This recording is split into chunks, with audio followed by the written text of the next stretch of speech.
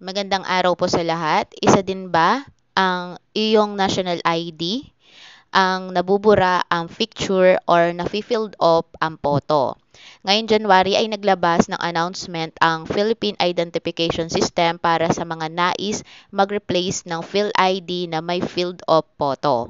Ganito lang po ang ating gagawin. Pakisundan lang po ang mga sumusunod na step para po mapalitan ng ating national ID na may filled up photo or nabubura po ang ating picture sa national ID. Bago po tayo magpatuloy sa ating video or sa ating vlog, ang ating pong source of information ay galing po mismo sa official Facebook page po ng PSA Philippine Identification System. Paano mag-request ng replacement ng PhilID na may filled up photo?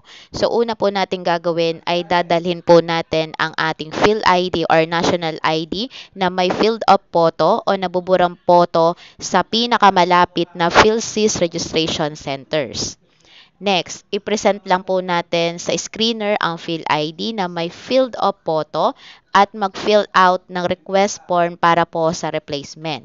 Next, i-surrender ang PhilID na may filled up photo at accomplish form sa registration center sa supervisor. At ang panghuli, hintayin lang po ang text message mula po sa PSA sa pag-release ng bagong PhilID.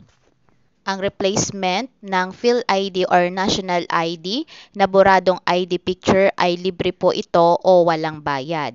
Hindi naman po natin ito kasalanan kung nabubura ang picture sa ating National ID.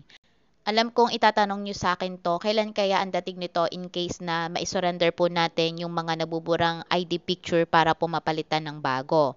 Ang sagot po dyan guys ay hindi po natin alam kung kailan po ito mapapadala sa atin. Ang sabi po ng PSA ay hintayin ang text message mula sa PSA sa pag-release ng bagong PhilID. So hanggang dito po muna guys, ito po muna ang ating update tungkol po sa National ID.